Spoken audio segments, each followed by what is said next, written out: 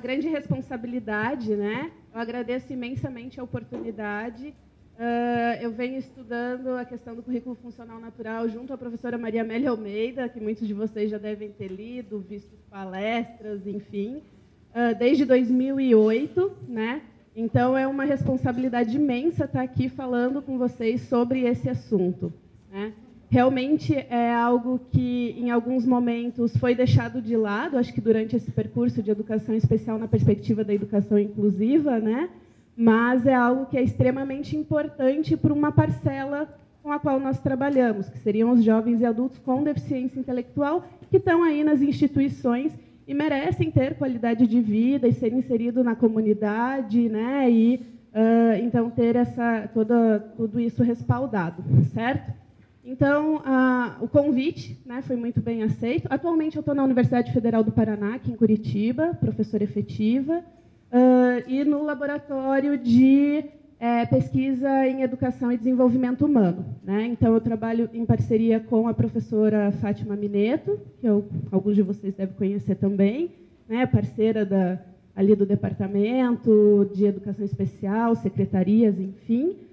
E a gente tem desenvolvido aí vários estudos e inicio a orientação de mestrados e doutorados, e já tem alguns mestrados vinculados aí com o Departamento de Educação Especial, e a gente vai implementar e vou continuar na luta pelo currículo funcional natural, tá? Então, é algo que, particularmente, é um prazer muito grande estar aqui falando sobre isso com vocês. Espero poder contribuir e superar expectativas aí, que está imensa, né? Então, em vários momentos, a Cláudia falava, o pessoal está ansioso, o pessoal está ansioso. Eu falei, gente do céu, né? Que medo falar para vocês. Mas eu acho que a gente pode conduzir como uma conversa, né? Conforme eu for falando, vocês podem ir se colocando, fazendo perguntas. Eu gosto, né, dessa interação, acho que fica todo mundo mais à vontade, a aprendizagem é mais efetiva e a gente segue aí até meio-dia, meio direto, né?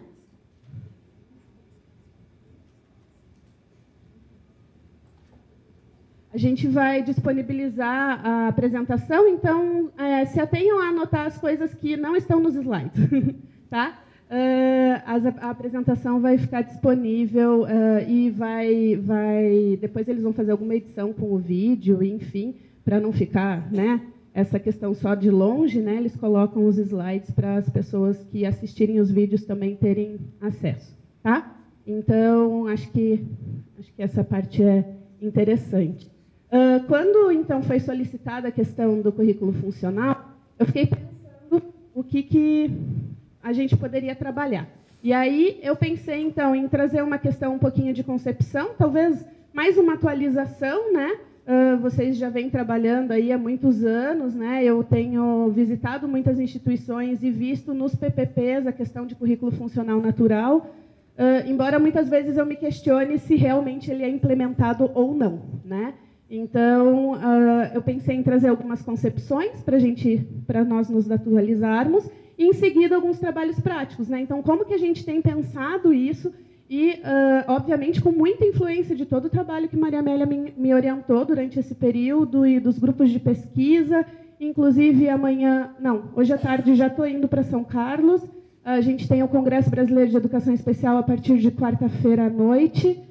E aí a Maria Amélia já está no Brasil, que ela mora em Portugal atualmente, e aí a gente vai trabalhar aí segunda, terça e quarta em algumas questões. Vamos receber o professor Michael Wemmer, da Associação Americana de Deficiência Intelectual. Então, a gente sempre está se atualizando para poder sempre pensar maneiras de aplicar e desenvolver trabalhos que beneficiem. E o foco grande é com jovens e adultos com deficiência intelectual, né? Esse é o público ao qual a gente tem se dedicado, porque a gente tem visto que eles muitas vezes ficam esquecidos, né?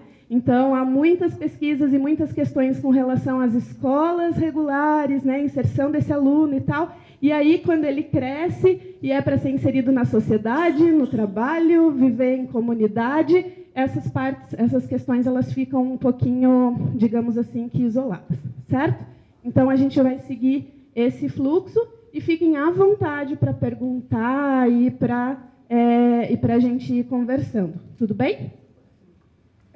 Então, assim, o que a gente tem com relação ao currículo funcional natural, né? a partir do momento que a gente tem desenvolvimento da área da educação, a gente não precisa mais ficar esperando por eventos ocasionais que vão acontecendo para que esse indivíduo, então, ele aprenda, né?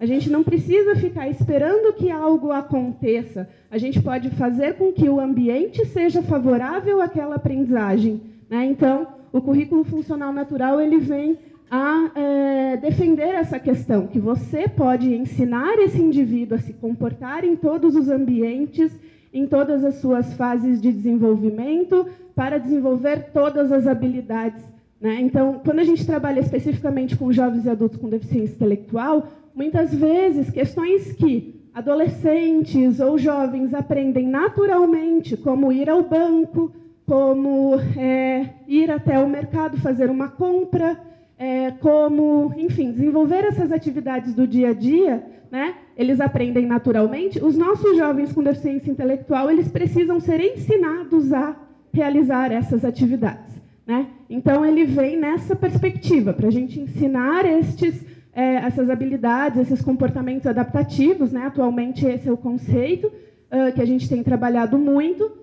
Então, a gente ensina esses jovens comportamentos adaptativos em diferentes áreas, seja na área do emprego, seja na questão de comportamentos sociais, seja na questão de saúde e segurança, enfim, tá? Em todas as áreas. Não somente a questão de atividades de vida diária, né?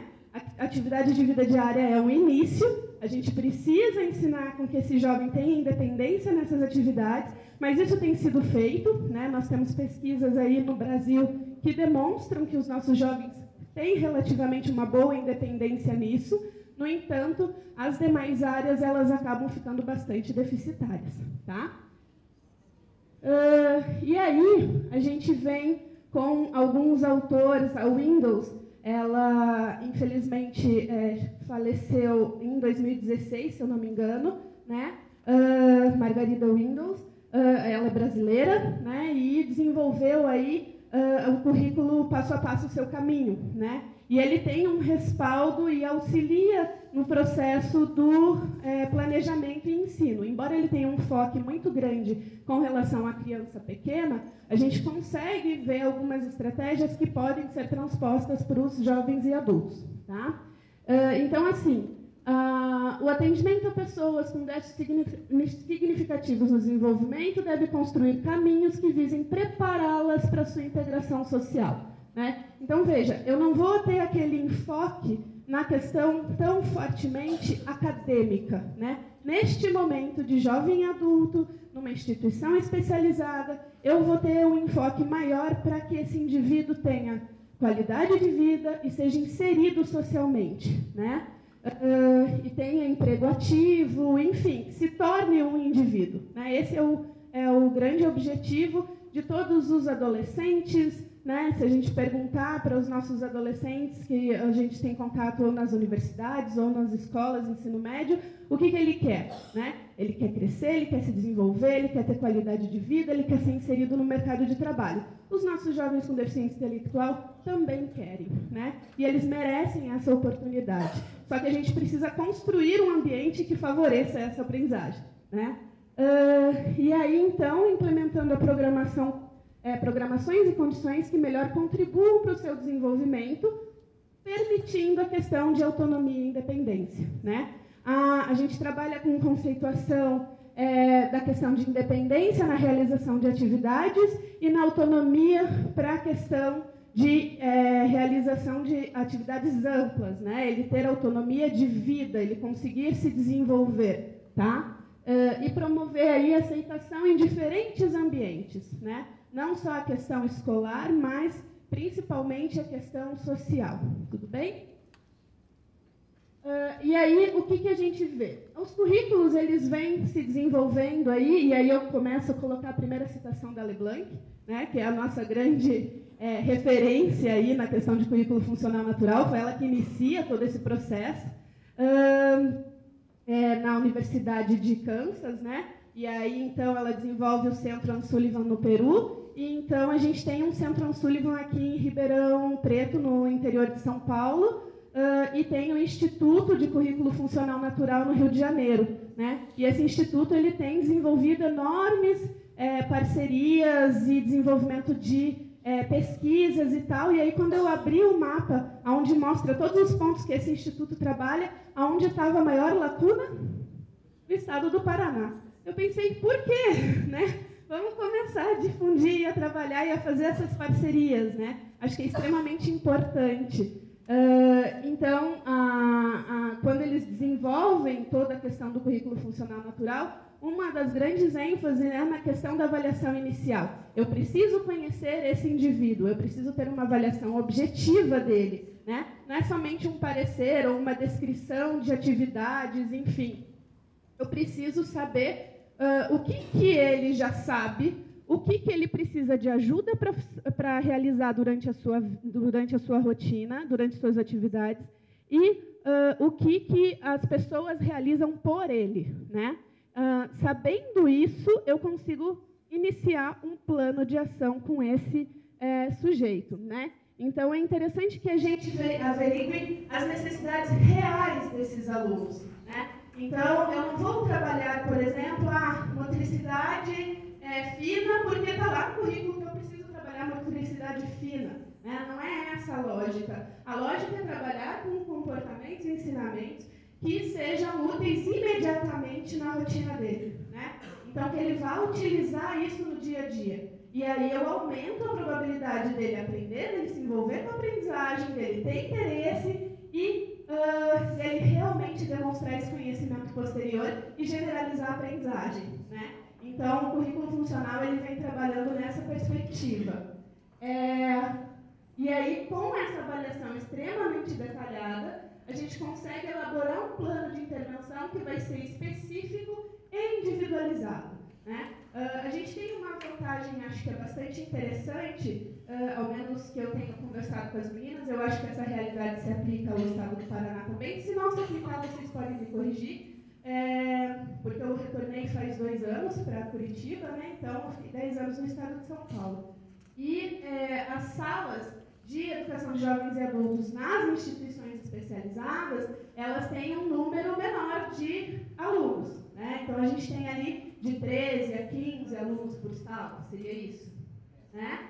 Então, a gente tem uma possibilidade de ter um conhecimento mais próximo. Veja, diferente de eu trabalhar, por exemplo, com uma sala, não sei quantos vocês são aqui, mas de 30, 40, né? Então, a gente tem essa possibilidade, e eu acredito que isso é uma vantagem. Você tem a possibilidade de conhecer melhor o seu aluno, saber quais as suas necessidades específicas, e aí fazer planos de ensino, né? E aí, no momento que você vai implementar uma determinada atividade com a turma toda, você sabe quais os níveis de ajuda que cada aluno precisa. Qualquer professor que eu chegar e conversar com ele tem trabalhado o semestre com 12, 13 alunos, ou 15, ele vai conseguir me descrever particularidades de cada um deles, né? Isso eu tenho visto, e quando eu converso com os professores, eles sabem detalhes, tanto que ele é um dos principais atores para que a gente consiga fazer uma boa avaliação e aí a elaboração de um plano,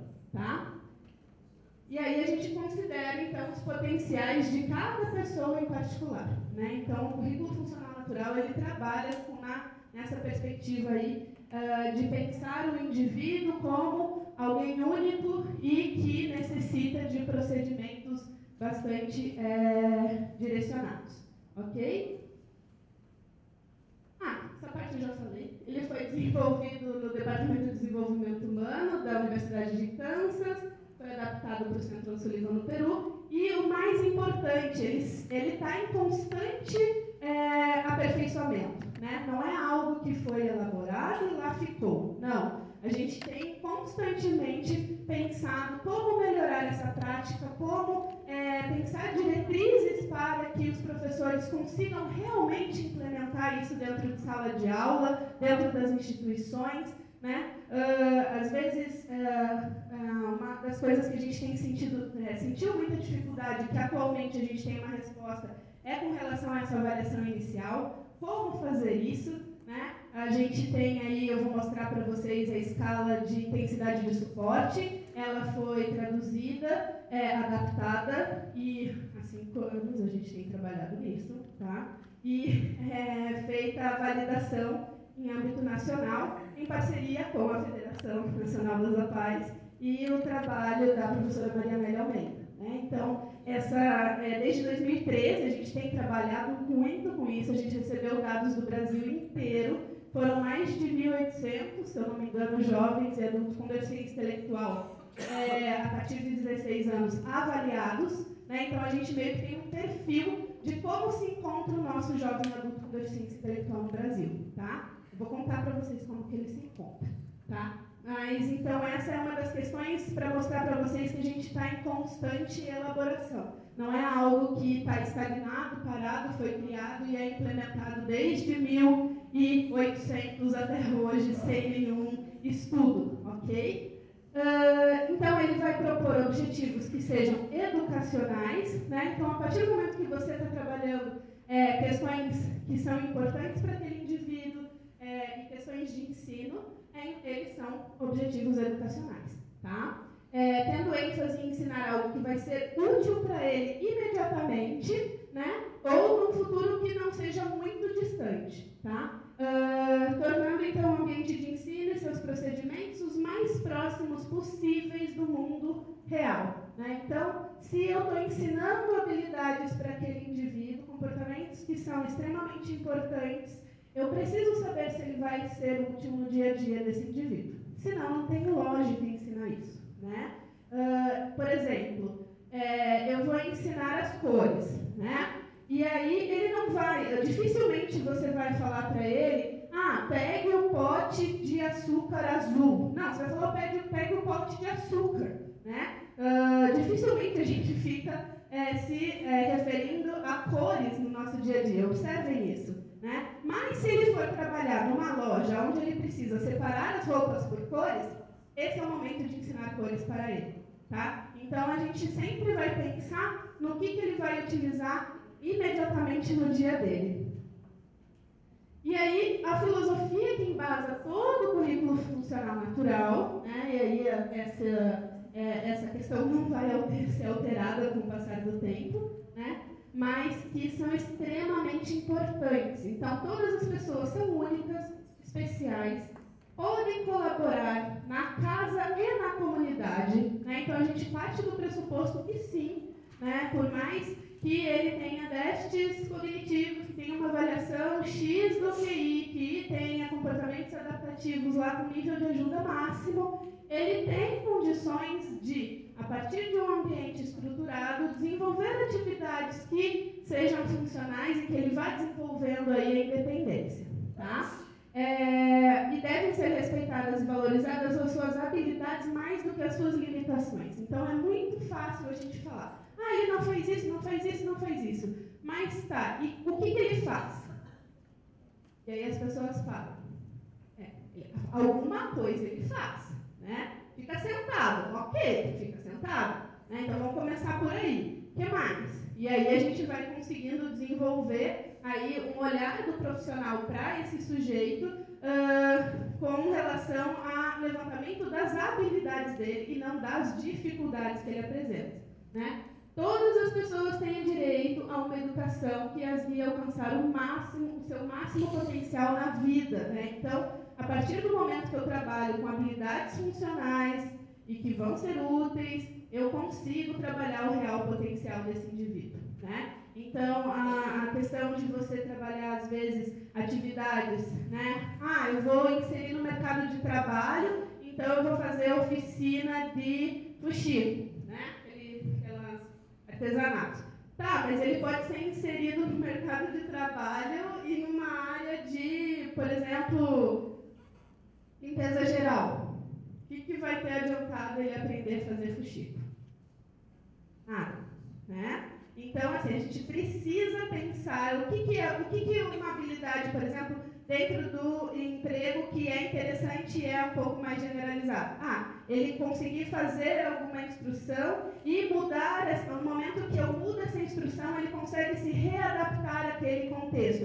É uma habilidade extremamente importante. E ela pode ser ensinada quando? Na oficina de fuxico, entendeu? A gente não precisa, às vezes, mudar tanto a questão da atividade, mas prestar atenção em qual que é o objetivo que eu estou ensinando com aquela aquela atividade. Eu estou ensinando ele a mudar a instrução durante a execução. Eu estou ensinando ele a prestar atenção à instrução ou comunicar dificuldades, né? Essas são habilidades extremamente importantes e podem ser trabalhadas independente da tarefa que a gente esteja fazendo, tá? Então, às vezes é pensar nesta perspectiva, né? Não fazer uma mudança radical, porque senão também as coisas ficam muito abstratas, né? São habilidades que são mais difíceis da gente pensar planejamentos, porque acho que a gente não está acostumado a pensar planejamento para atividades mais elaboradas, mas que são extremamente importantes. E a gente tem estudos que já demonstram e descrevem procedimentos, né? Então, veja, muitas vezes vocês podem, a partir de consulta ao banco de teses e dissertações, tem lá 10 trabalhos desde 2000 até 2018, onde eles são trabalhos extensos, obviamente. Sempre que a gente trabalha com currículo funcional natural aplicado, o trabalho fica gigante. Por quê? Porque são descritas todas as atividades. Todos os procedimentos estão lá, tá? Então, não indico que pegue direto o artigo. Por quê? Artigo é resumido, ele não vai trazer o procedimento, que é o que a gente gosta, o que a gente quer ver. Então, eu indico que vocês vão direto na fonte da tese ou da dissertação e vá lá, não precisa ficar lendo todo o processo de introdução. É interessante, né? Mas você pode ir para a parte do método, onde a pessoa descreve o procedimento de ensino, né? E você pode tirar embasamentos de lá para poder fazer a sua prática, tá? Cada pessoa é capaz de aprender e se desenvolver. Se uma pessoa não aprende, este é um problema com os procedimentos educacionais. Professores ficam muito bravos, às vezes, quando escutam isso. Porque, veja, eu parto do pressuposto que todo indivíduo tem condições de aprender. Ele vai aprender a depender das condições às quais ele está exposto. Se ele vai aprender de acordo com as condições às quais ele está exposto, essas condições quem faz? Nós. Então, se ele não aprende, nós precisamos mudar as condições às quais eles estão expostos, né? E aí você tem que repensar e refazer o seu plano, porque se o seu aluno não está aprendendo, ele precisa e ele merece, ele tem direito, né, a desenvolver o seu pleno potencial. Então, a gente precisa repensar as ações que a gente está aplicando com ele, tá? Sim, é frustrante em alguns momentos. Você pensa, às vezes, no ensino de uma habilidade com escalas, né, ou com um passo a passo, às vezes, maior do que a perna do seu sujeito, do seu aluno, e aí você precisa reduzir aquele passo para que ele consiga ir dando menores passos ali e você vá o acompanhando nesse processo, né? Então, já passei por isso, já tive que repensar procedimentos e é assim que a gente aprende. Eles nos ensinam muito também, a gente sempre tem que estar disposto a aprender, porque todos os nossos alunos, independente se eu tenho 5, 10, 20, 30 anos de profissão, chegou um aluno novo, aprendizagens novas para nós, né? Ok, então a gente tem aí a Jardineta e a Suplido, que também são autoras bastante referenciadas aí na área de currículo funcional natural, também são brasileiras, e pode-se dizer então que ele se baseia no ensino de habilidades com sequências naturais. Então veja, a maneira e a sequência que eu vou escolher para ensino de algumas habilidades são as próprias sequências que a gente já usa naturalmente, né? Quando eu trabalhei, por exemplo, na questão do ensino de habilidades iniciais, atividades de vida diária, na dissertação de mestrado, numa instituição de abrigo, né, ou instituição residencial, vocês têm um modelo aqui no Paraná, que é a instituição do Cotolengo, né, acho que vocês conhecem. No estado de São Paulo, as instituições elas são um pouco mais antigas que o Cotolengo, e elas têm uma perspectiva muito próxima de manicômios, né? Então, é um ambiente bastante pesado de se trabalhar e a gente tem muitos jovens e adultos dentro dessas instituições que passam os dias ociosos, né? E aí me incomodou muito isso e eu comecei a trabalhar com as técnicas de enfermagem para ensiná-las a ensinar os jovens. Então, para que elas tornassem momentos do dia a dia momentos de aprendizagem, né? E aí elas falaram, olha, nós somos em 3, eles são em 35, 40, e nós precisamos dar banho neles em 30 minutos, uma linha de montagem, né? E aí, então, como que a gente pode fazer? Se eles tivessem independência para tomar banho, seria excelente. Então, elas escolheram a atividade, né? O meu objetivo ali era formá-las e não formar os jovens, né? Isso seria uma consequência da ação. E aí, então, elas ensinaram esses jovens a tomar banho com maior independência, né? Fazendo toda a questão de passo a passo da atividade, montando todo o processo. E aí, dentro desse ambiente, o que a gente tinha?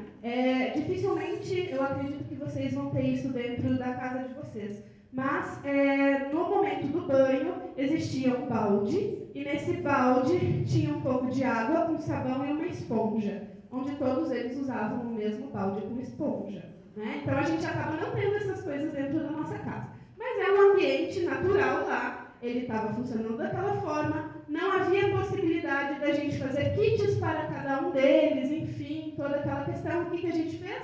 A gente pensou no ensino da habilidade, utilizando os materiais que estavam disponíveis na sequência que já era realizado pelas cuidadoras, né? Então, é importante que no momento que você vai pensar o ensino de determinada habilidade, não só escolher algo que seja funcional para ele, mas ensinar da forma como ele realmente vai utilizar, né? Não adianta, por exemplo, eu ensinar o meu aluno a abrir a torneira com rosquinha e ele chega na casa dele e ele tem que pressionar a torneira, tá? Então, a gente precisa saber o que ele tem acesso para a gente poder, então, pensar. São coisas simples, às vezes, né? É uma questão de você conhecer, de sentar com a família, às vezes discutir alguns parâmetros, mostrar para a família qual é o plano de ensino, para que a família consiga compreender o processo, né? Então, são questões simples, mas que fazem toda a diferença, porque isso pode impossibilitar que ele consiga lavar a mão, por exemplo,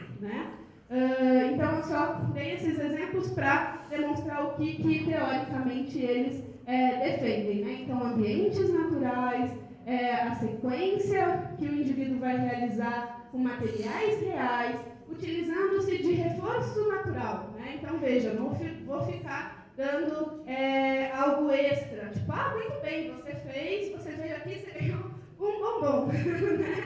Não, o fato de você estar aqui, de você estar em processo de formação, de você estar em aprendizagem, já é naturalmente reforçador. A gente espera, né? A gente espera que isso seja. Então, assim, o fato deles, por exemplo, na coleta ali de dissertação, tomarem um banho com independência sozinhos, eles já ficavam extremamente felizes, né? E aí, o fato de ele ser abraçado após o banho ali, né? Porque a pessoa, quando ela está cheirosa e tal, né? Fica mais fácil de você abraçar do que quando a pessoa está com um cheiro desagradável, certo? Então, é naturalmente reforçador. Eu não preciso ficar colocando coisas arbitrárias para ensiná-lo habilidades, né? Aquela habilidade, ela vai ser reforçadora por si, né? Então, isso é uma questão bastante importante, é algo que o currículo funcional natural, ele coloca com muita clareza, né? Então, em alguns casos muito específicos, você pode iniciar com algo reforçando arbitrariamente, mas você vai retirar isso assim que é possível, né? Porque, veja, no ambiente natural, né, o fato de nós tomarmos banho não vai lá, de repente, cair um chocolate para você, né? Isso não vai acontecer, né? Bom se acontecesse, mas não vai acontecer. Então, o fato de você tomar banho, de se sentir limpa, enfim, isso já é o suficiente para você se manter tomando banho, tá? Então, essa é uma questão bastante importante e que possibilita melhor execução dessas atividades no dia a dia.